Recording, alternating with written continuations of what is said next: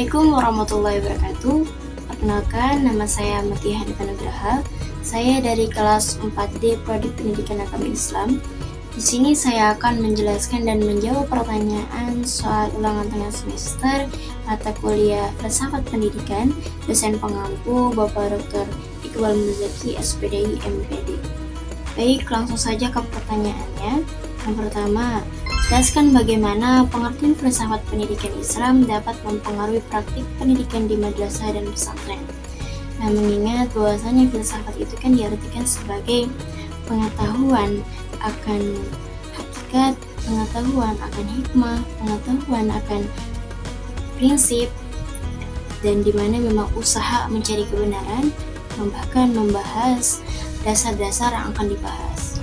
Jadi pengertian filsafat pendidikan Islam adalah sebuah konsep berpikir mengenai kependidikan yang berlandaskan ajaran-ajaran Islam mengenai hakikat manusia untuk dapat dibina, dikembangkan, serta dibimbing menjadi manusia muslim yang berjiwa Islam.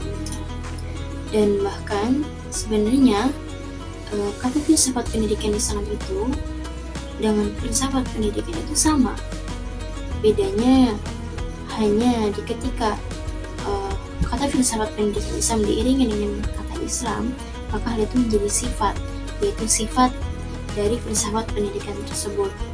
Jadi maksudnya semua permasalahan tentang kependidikan didasarkan kepada ajaran-ajaran Islam. Terus pengaruh apa dari filsafat pendidikan Islam dalam pendidikan di madrasah dan pesantren? Sampai sini kita tahu bahwasannya memang madrasah dan pesantren itu kan lembaga sesuatu yang bercorak dan berjadikan Islam.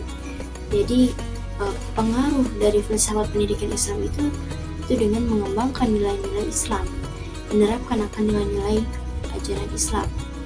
Jadi dalam pengembangan kurikulumnya, metodenya, lingkungan belajarnya, keterampilan guru serta keterlibatan kepada orang tuanya juga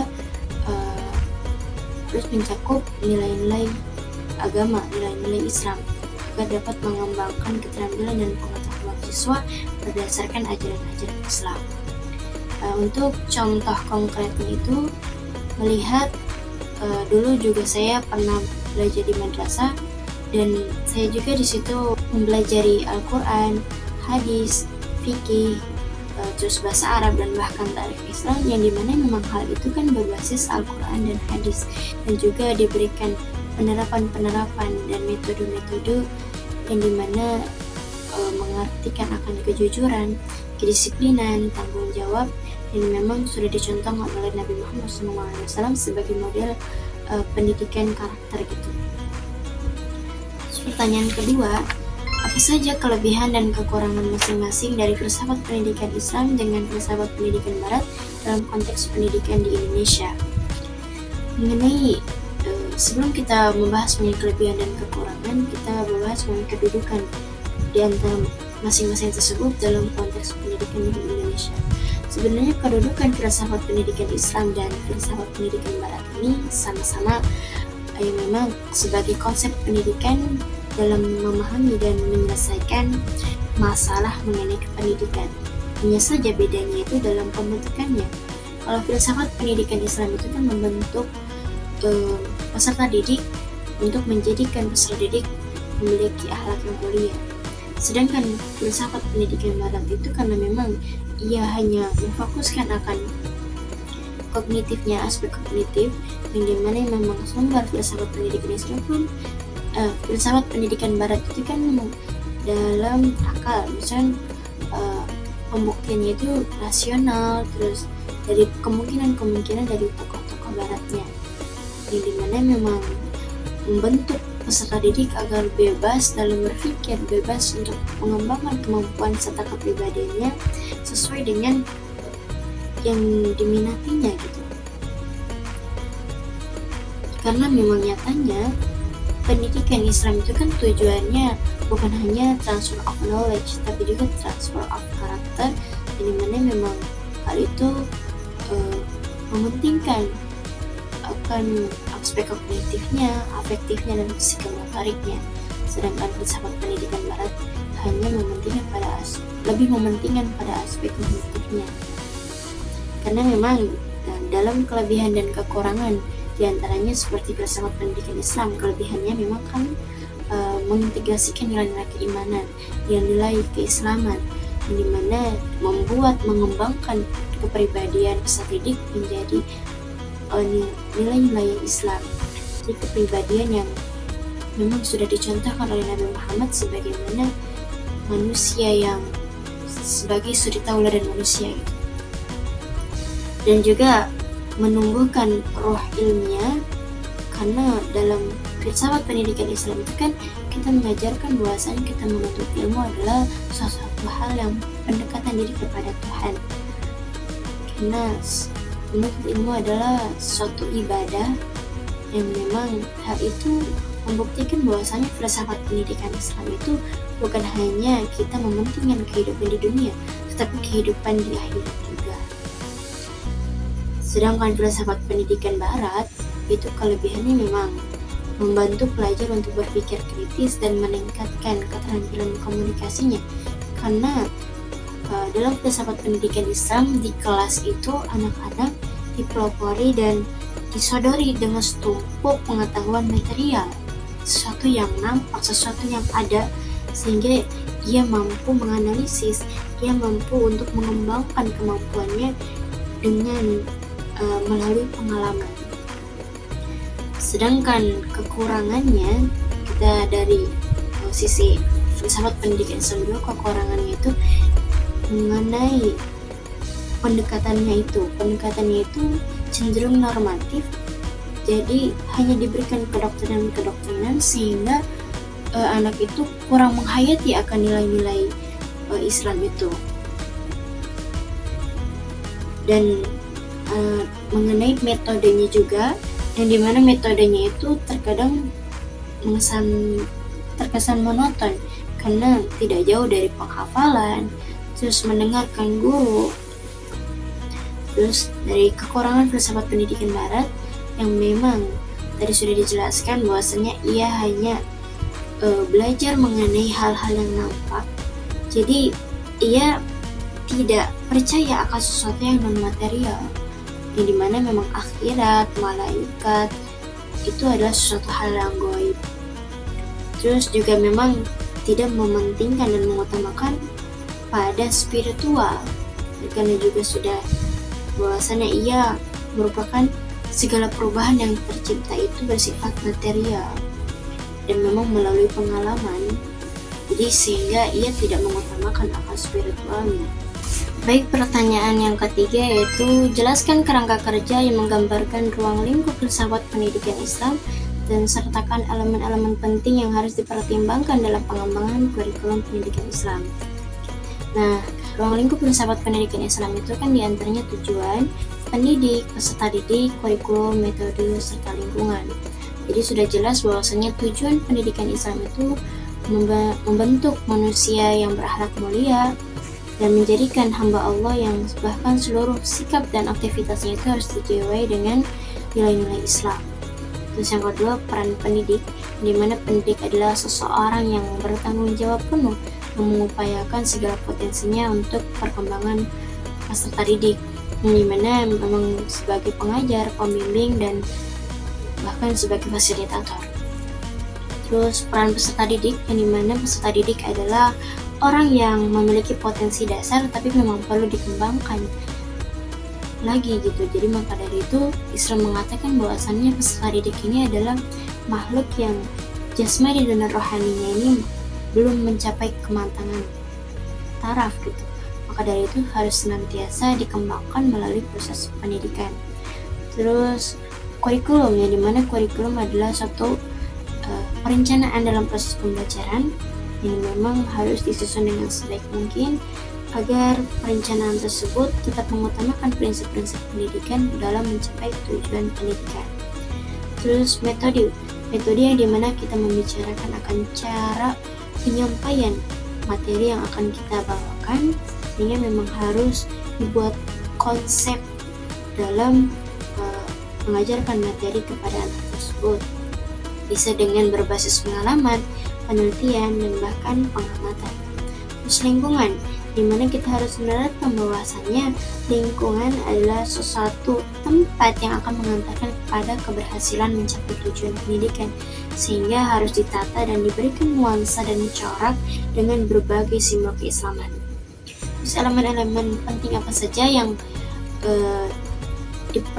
harus dipertimbangkan dalam pengembangan kurikulum, yaitu tujuan, materi, metode, serta evaluasi, di mana tujuannya itu harus jelas, serta materinya juga harus berkaitan dengan tujuannya, terus metodenya juga harus berkaitan dengan materinya, serta evaluasi sebagai ukuran pencapaian yang telah dilakukan, sehingga akan mendapatkan hasil untuk apakah dibuatnya ini harus diperbaiki atau harus ditingkatkan.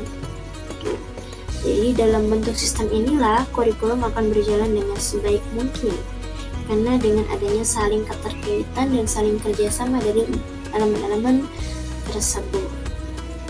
Pertanyaan selanjutnya yaitu, dalam bentuk modernisasi pendidikan Islam, bagaimana Anda dapat menerapkan prinsip-prinsip filsafat pendidikan Islam untuk mengatasi tantangan yang dihadapi oleh lembaga pendidikan Islam saat ini?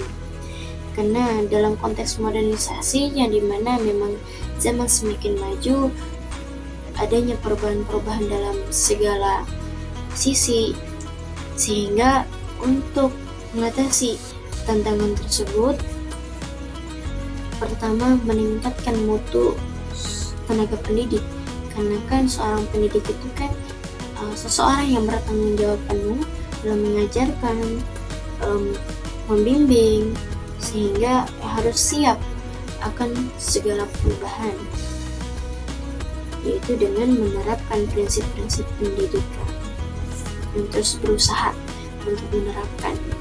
Yang kedua, melakukan reformasi kurikulum agar dapat mengukur pencapaian, sehingga dapat melakukan perbaikan dan peningkatan dalam kualitas pendidikannya. Karena kan kurikulum itu kan sebuah perencanaan proses pembelajaran, sehingga dapat memberikan suatu pencapaian untuk kualitas pendidikan. Terus yang ketiga yaitu dengan adanya pemanfaatan teknologi, karena memang sudah mencapai akan kemajuan, maka dari itu perlunya memanfaatkan sesuatu yang berkembang tersebut, contohnya memanfaatkan teknologi. Tapi dengan adanya memanfaatkan teknologi juga, kita harus dengan memperkuat fondasi keimanannya, fondasi spiritualnya, agar dapat tetap relevan dan membawa manfaat di saat ini bahkan ke masa depan. Pertanyaan selanjutnya yaitu nomor kelima, jelaskan urgensi dan sifat pendidikan Islam dalam membentuk karakter siswa, dan bagaimana hal ini dapat berkontribusi dalam pembentukan masyarakat yang lebih baik. Urgensi filsafat pendidikan Islam dalam membentuk karakter Islam itu kan dengan memberikan landasan yang kuat dalam aspek moral, intelektual, dan spiritual, seperti adanya penanaman nilai-nilai Islam, pembentukan karakter yang berbasis tauhid, membangun keseimbangan antara akal dan hati sehingga menumbuhkan dan menimbulkan tindakan yang baik. Terus adanya pengembangan sikap kritis dan bijaksana agar siswa itu dapat menerapkan nilai-nilai Islam ke dalam kehidupan sehari-harinya. Terus fungsi filsafat pendidikan Islam dalam mengembangkan dan membentuk karakter siswa itu yaitu dengan memberikan landasan konseptual untuk mendukung integrasi nilai-nilai moral, etika, dan kehidupan yang dimana perlu adanya tujuan hidup.